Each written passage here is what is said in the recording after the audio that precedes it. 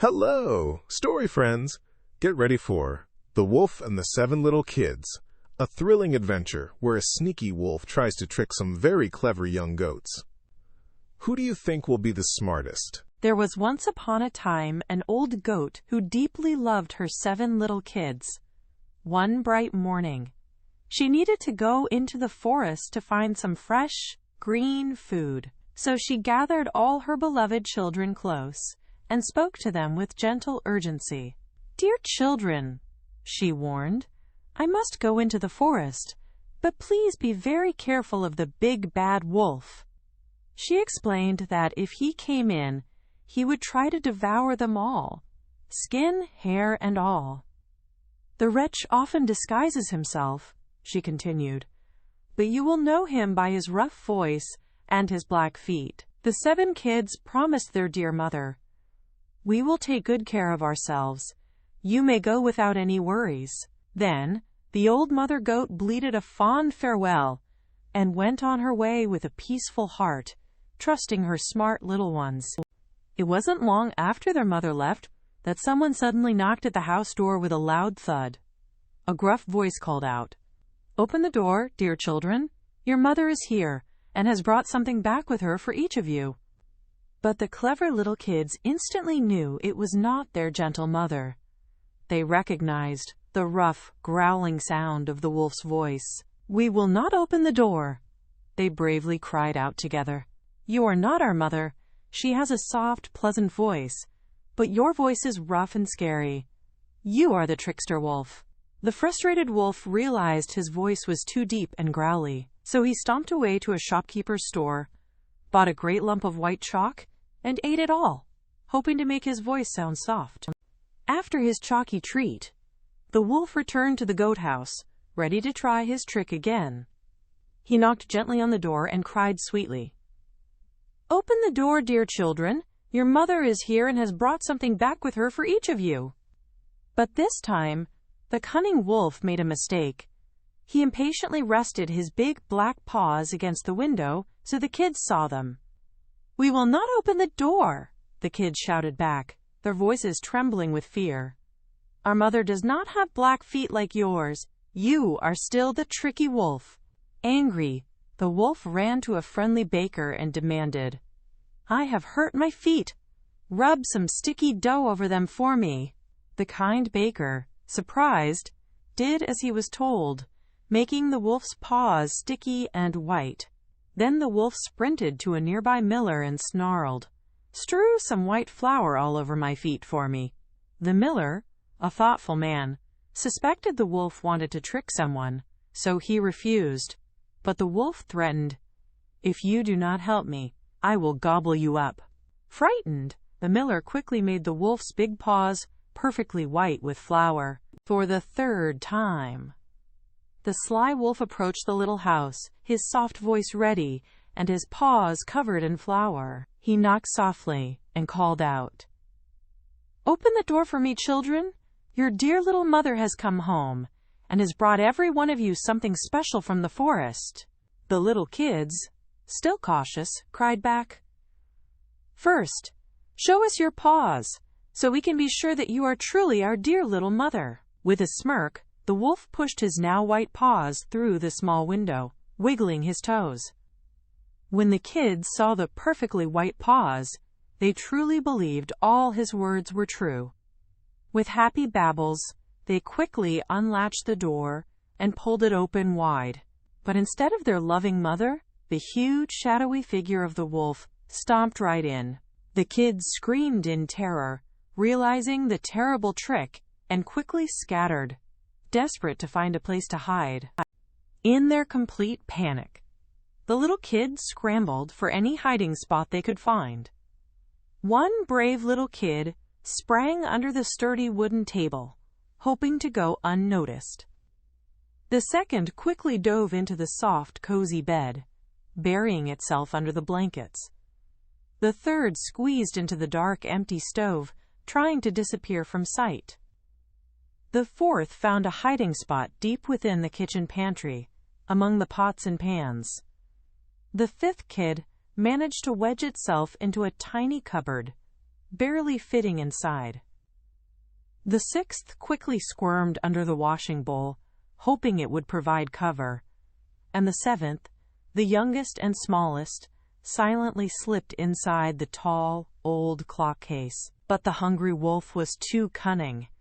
He searched every corner and found them all, one after the other, swallowing them down his throat without a second thought.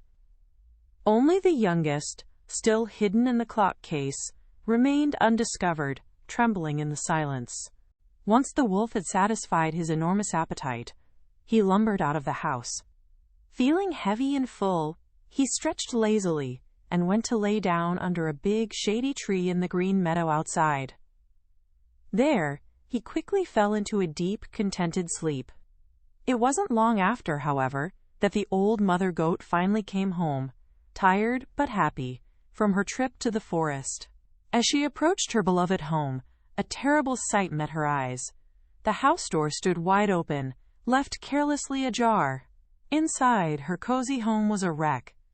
The table, chairs, and benches were all thrown down. The familiar washing bowl lay broken into many pieces, and all the soft quilts and fluffy pillows were pulled off the bed and scattered about.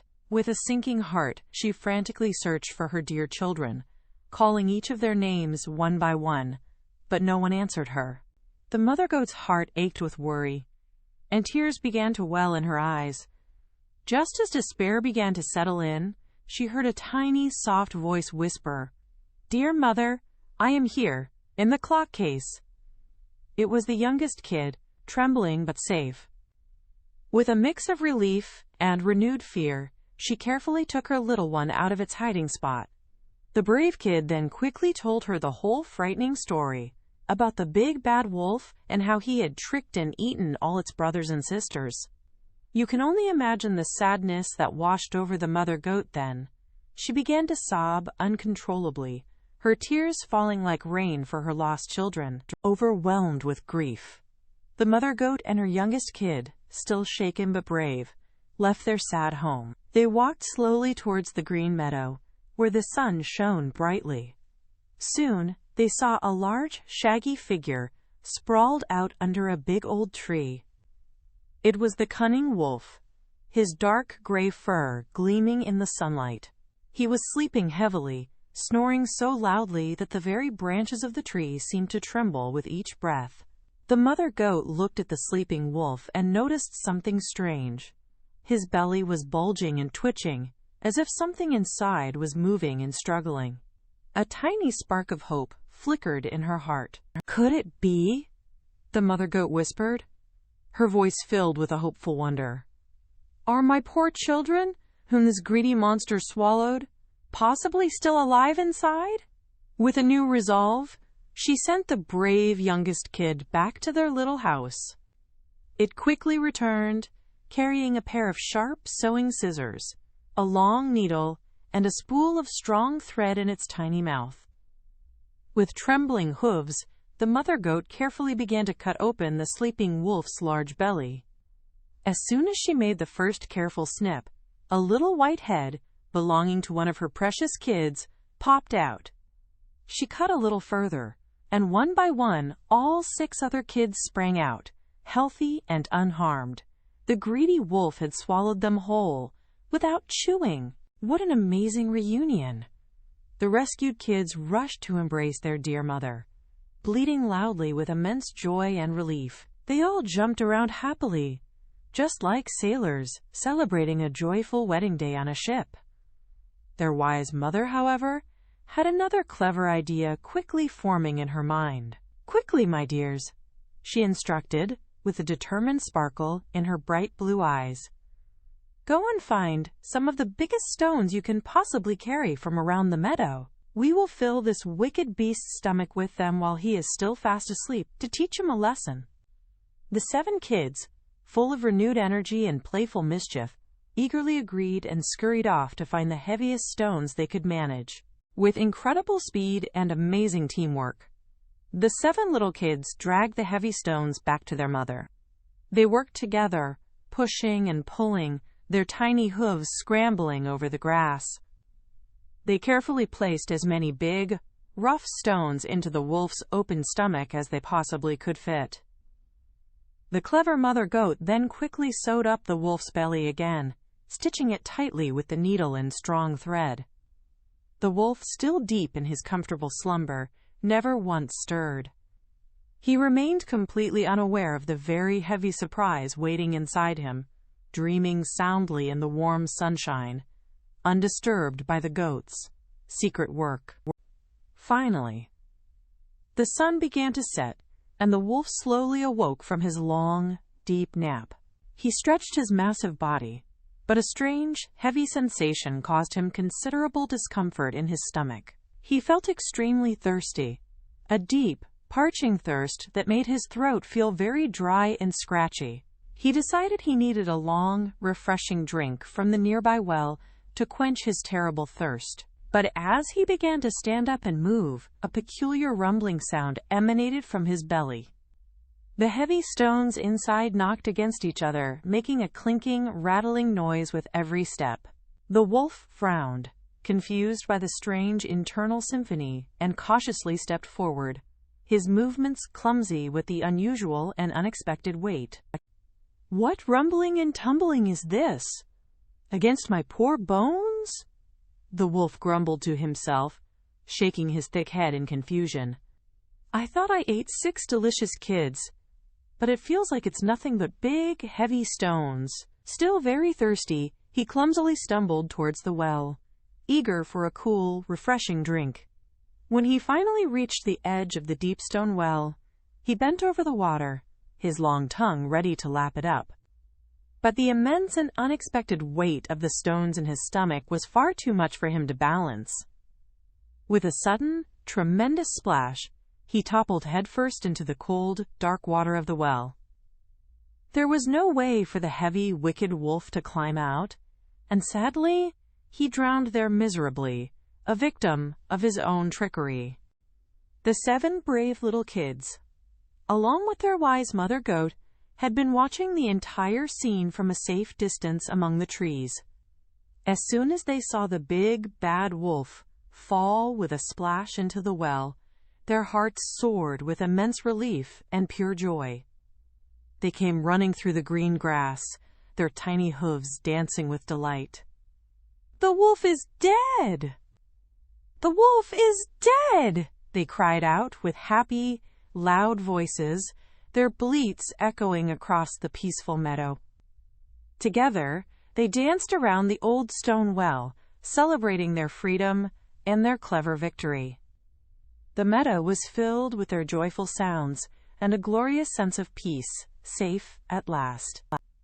And so, the clever mother goat and her 7 brave kids lived happily ever after, safe from the cunning wolf's tricks. This exciting story teaches us a few very important lessons we should always remember. Even when things seem scary and unfair, using your cleverness and staying brave can help you overcome even the biggest problems. It also reminds us that honesty is always the very best way to live, and trickery, like the wolf's, will almost always lead to a bad and unhappy end. Always trust your instincts, just like the kids did when they first heard the rough voice and saw the black feet. Most wonderfully, it shows us that a mother's love is incredibly strong and true, and when we work together, families can achieve truly amazing things. Ever dreamed of being the hero? Now you get to be the star. Your adventure starts at TalesMio. Visit talesmio.com now.